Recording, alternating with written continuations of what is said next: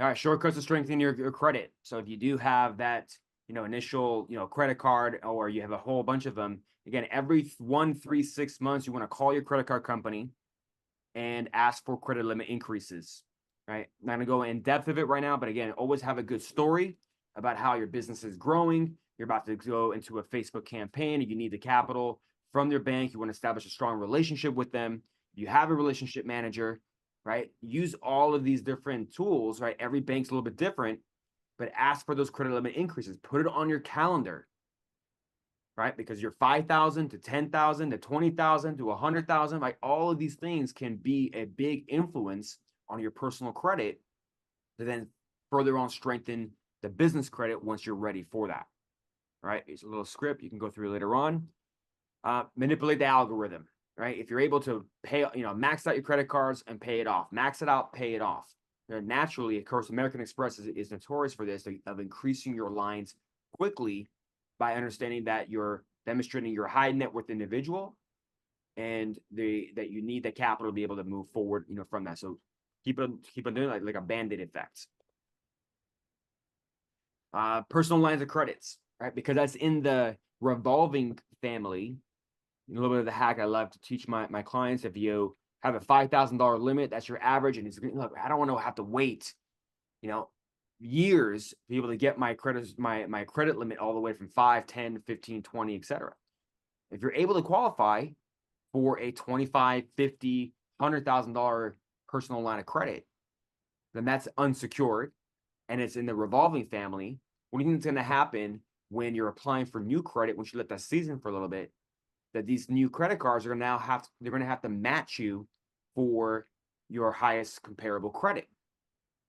So very similar to qualifications as a personal loan. You're going to look at your debt to income ratio and your credit, and start applying for that. Have one or two. Again, in that cool off phase, you're going to be able to get one of these and plus some unsecured loans if needed. A little bit of a bonus trip here. If certain banks can extend your promo rates, so you just have to ask.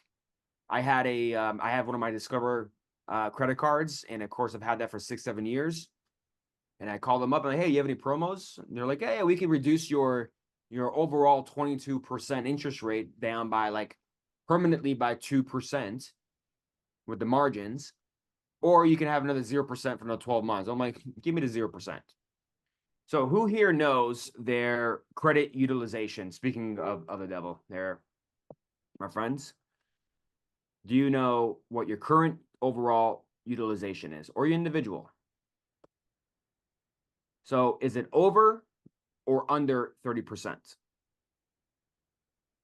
And the sweet spot is really like a 7%. That's the thing. People think 30 or under 30, guys. You really want to be in that 7 to 10 range, at least under 30 for funding. But shoot, the optimal is what, the 7 to 10 range. I think. What do you think? Does anybody know what the ideal, how FICO rewards you for the most amount of your credit utilization? 7%. That's what I said. Dennis, I said 7%. Yeah. How'd you come up with 7%?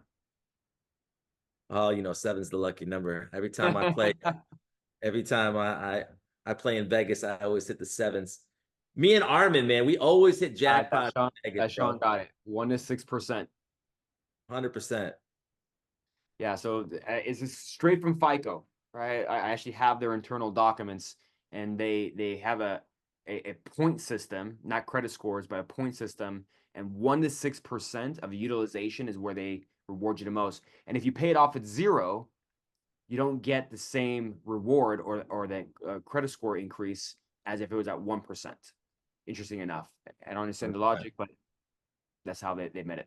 So 1 to 6% is that great.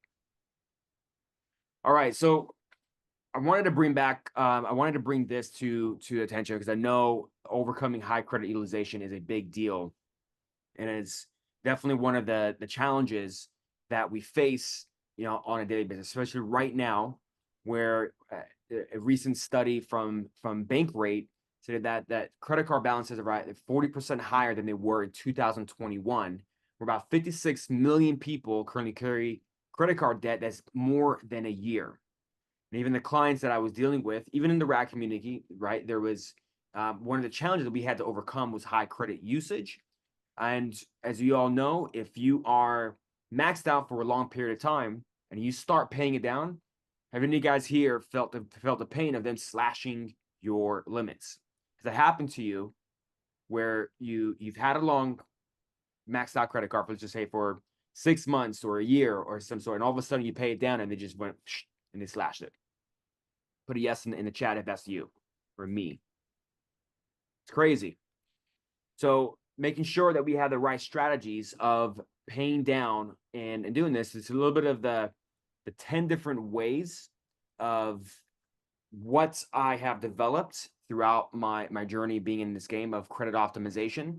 But as you can see here, where the 0 to 19% is a little bit of the risk factor, and as you're going all the way to 100%, right, very self-explanatory there. But looking at leveraging all the different tools and the strategy of what you have access to right now, of what you can do to decrease that dramatically here. Okay, number one is shifting it to your business credit cards. So if you have an existing business credit and you're able to take your personal credit cards and then do a balance transfer or liquidate and move over to the business side, that will help you with your utilization. Again, by having good credit, you can always sign up with a new LLC, or you could establish a new one or tap into the existing one, as long as your personal credit is clean. You want to preserve that as much as possible. And the number one thing that's important, of course, and here in America. So shifting it from personal to business. Another business strategy that I've developed here is merchant cash advances. Now, I passionately hate MCAs. I actually get people out of those type of loans. However, they do serve a purpose. It's more of your bridge loan aspect of it, where you have a use for either 1 to 2, 3 months to be able to resolve and solve a current problem, and then you're able to pay them off thereafter.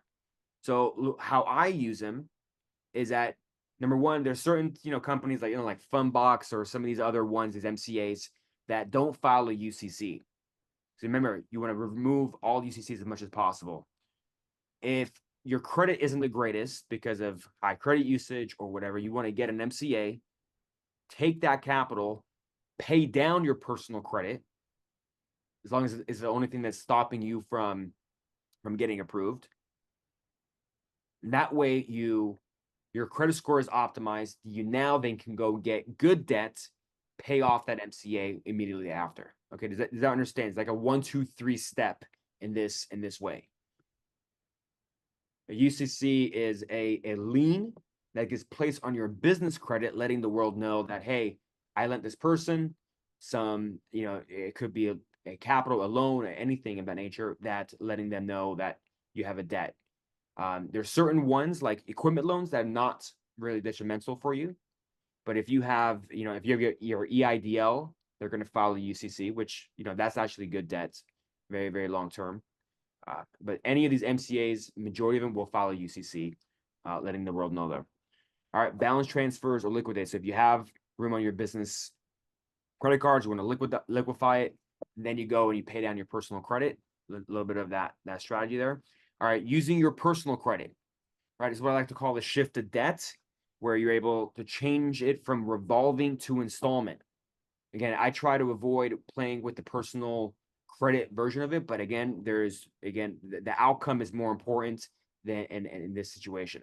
So if you have a whole bunch of credit cards that are maxed out and you need to consolidate that or qualify for a personal loan to then pay off the revolving debt, that could be one strategy that you use.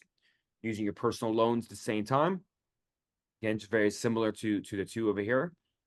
Balance transfers between each accounts. So if you have a high limit credit card and this other one that is lower but is maxed out, you can do a balance transfer. I'm going to show you an example of what I mean by that. You can always ask for credit limit increases, but again, the best time to ask for increases is when your credit score is as high as possible. The best time to ask for money is when you don't need it, right? But again, 100%. 100%. These are the things that are going to help chip at the challenge and get you closer to that outcome. All right, so shifting a debt, you can see that if you have on the left, you have a maxed out credit card for 10,000, you have another one for 5,000, another one for 2,000, right? And they're all $10,000 limits. And so if you shift it and you do a balance transfer between the two, you have 34% versus 100% and 50%, right? You're not spending any money. You're just really shifting it. And that looks a lot more stronger. Your credit scores will increase without spending any money. And this will actually be in the borderline where you can still get new approvals by doing that. Does that make sense? Mm-hmm. What's funny too, Anthony, go back for a second. How many Americans see all of you guys in the room, you guys are overachievers. You understand this, but most Americans would see this right here. This would be average for people that have a $10,000 credit card and they don't understand why their credit score goes down or doesn't go up when they pay their bill every time. It's because they have a 34% utilization across the board, right? And that's what you don't know hurts you. So the normal American would see this, say, hey, I have a $10,000 credit card. That's all I need.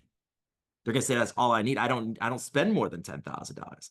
No, grandma, I get that you don't spend more than $10,000, but when you spend $3,400, your credit score will go up by you just having access to 20,000.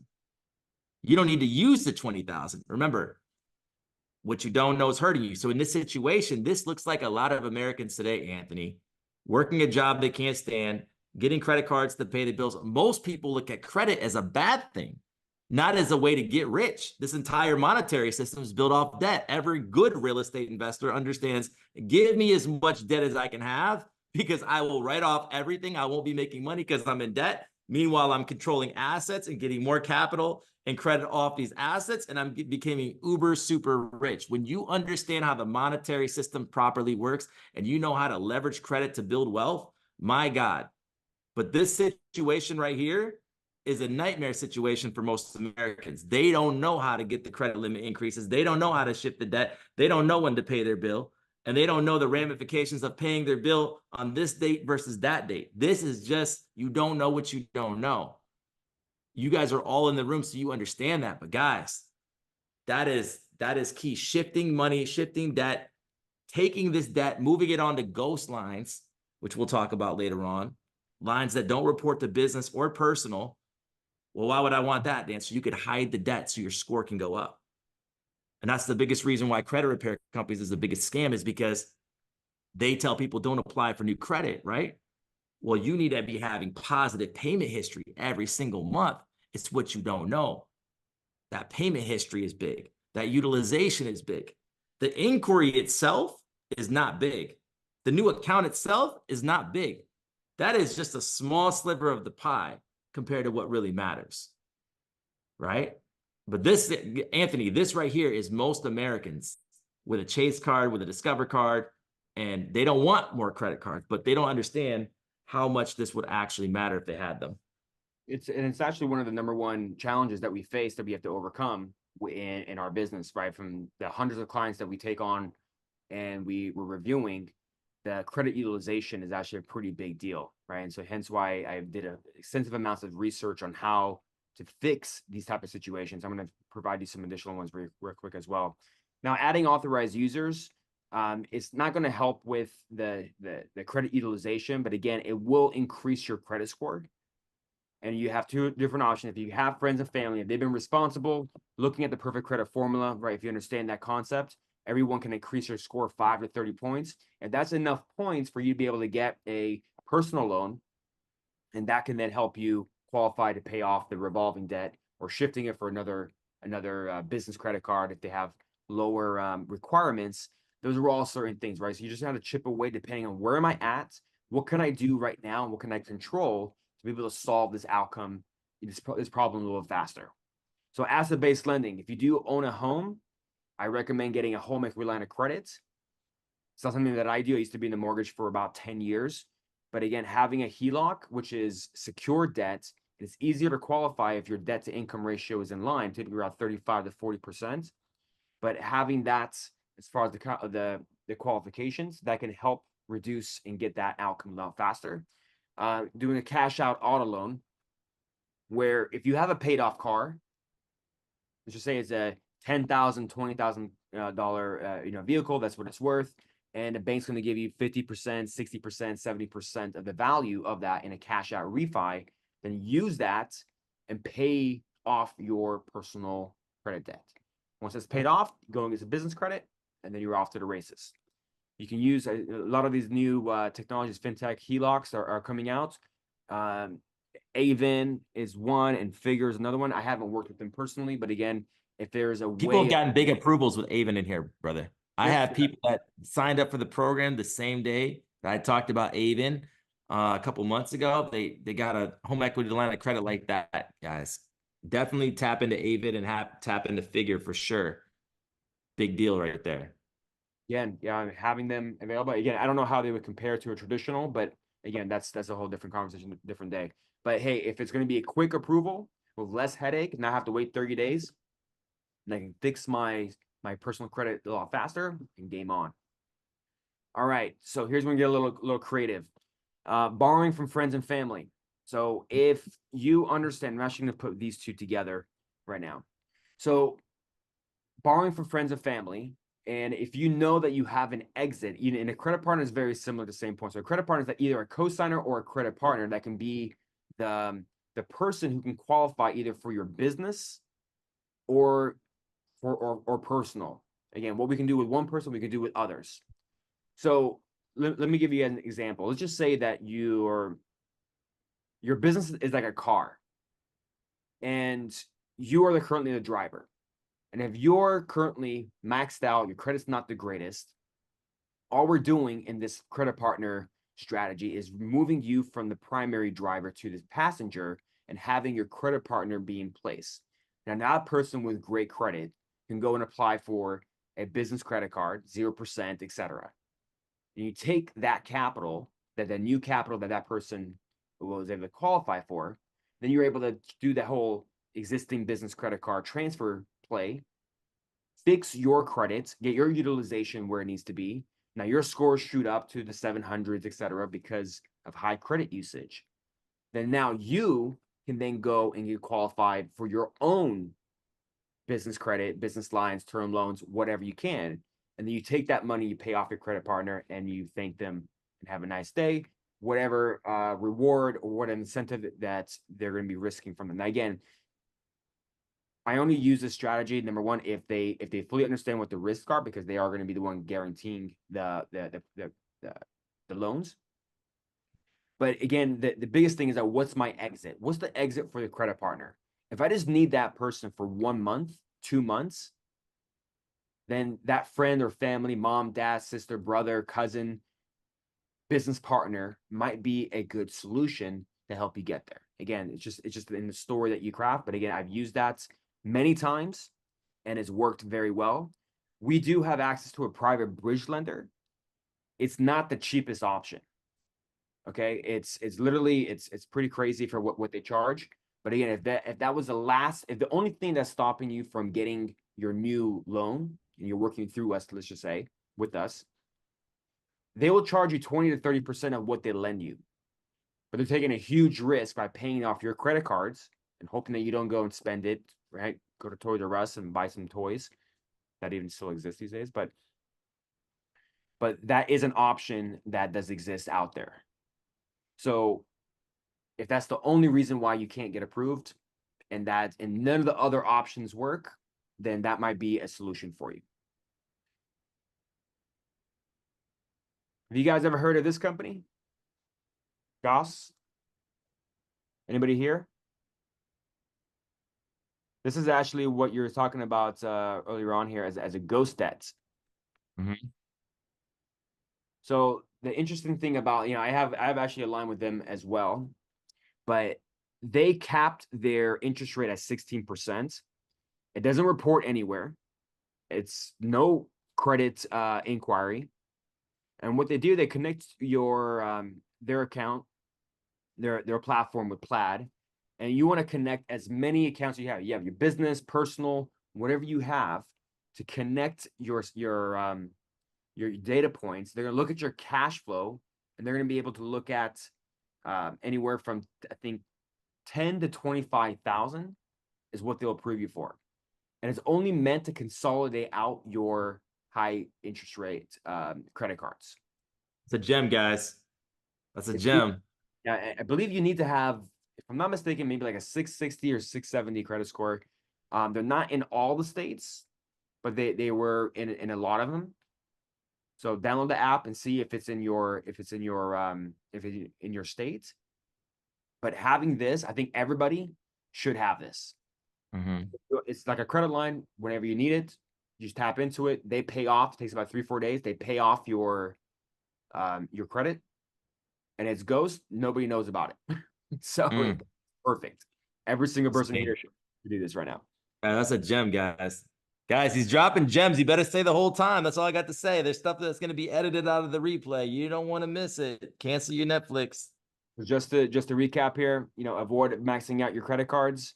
Pay your balances in full. Actually, 1%. Yeah, they brought that in there, 1 to 6%. And then check your credit reports, regularly, right? Try to use it. Shift as many onto the business credit, which that's like your leverage. All right, so put everything on auto pay. Avoid that 7 years of misery. Avoid interest, either paying. Well, we already went through this. Paying full or leaving a balance, the 1 to 6%. Build age. Stay active. If you have credit cards that you haven't been using for more than 6 to 8 months, they'll turn into an inactive stage. Go and pay for some groceries, making it inactive so they don't shut down. So when it says on your credit report, closed by grantor because you haven't been using it. There's leverage date, meaning that you want to monitor your closing statement dates on your credit report. All right, what do I mean by that? Is your payment due dates is typically, let's just say on the 1st, your closing statement dates to 2-3 days after. That's the date that the balance gets reported to the credit bureaus. So what I've done for myself is that I've actually now I've changed to 3 different dates on the 1st, the 15th, and I have one on the 25th. You can change your payment due dates for every single one of your credit cards. Instead of having to go, oh, I got like 15 cards, one's on the 1st, one's on the 3rd, one's on the 16th. Just consolidate it out. Number one, put it on auto pay, but change it to like 1 to 3, 1 to 2, 2 to 3 different times a month. So on the 1st, I pay my cards down on the 30th or the 31st, and I use the ones on the 15th. You just kind of, I'm playing with my money because of the closing statement dates. Okay, does that make sense? And part of the whole challenge is of number one, hey, if I need to get to the outcome faster, right? Let's just say you did your credit utilization, you have all those different hacks that I just showed you. We just introduced this the rapid rescore, which I can force update your credit report in 24 hours. So if you just missed that whole closing statement date, let's just say what's today, the 16th, and you just like, oh shoot, I forgot to pay that one card down. I was maxed out on the 15th. You now have to wait 30 days for that to update because I can't go in with a maxed out credit card. So we use these tools to be able to get to the outcome faster, right? And so this is a little bit of a tool that we use to be able to do that. Sorry, I thought you were going to say something there, Dan. No, I'm letting you go crazy. The more tools we have, the faster we're going to get there, right? No matter what it is. All right, so here's a little bit of the last element here for overcoming personal credit challenges. When I look at the problem, I say, look, what is my solution? What resources do I have? What strategies can I implement? Right, derogatories, you go through the credit partner route, like the interim CFO, the whole car analogy I mentioned to you, or you have to go through credit compliance or credit repair, one way or another. I used to have horrible credit because of what happened to me a long time ago. I had to rebuild myself. Somebody did remove a lot of things for me, so I know there's some things that do work. But again, if you're doing the monthly subscription bullshit, that shit doesn't work, right? What incentive do they have to pay to get rid of your stuff quickly if they're paying a monthly subscription? I have a guy that I use that is more for collections and charge-offs. He's able to get results in a matter of weeks. Anywhere from 2 to 8 weeks is what I like to do. So I only use him because I know he's about a 95% success rate, for us. So high credit utilization, we just went through that. The FICO boost, you add in trade lines. So again, in the world of personal credit, all of these different challenges that we face, I say, how do I help and fix this quickly? What are the solutions to be able to get there faster. Because yes, I would make actually a lot more money if I just handle clients that were just a 700, 800 plus.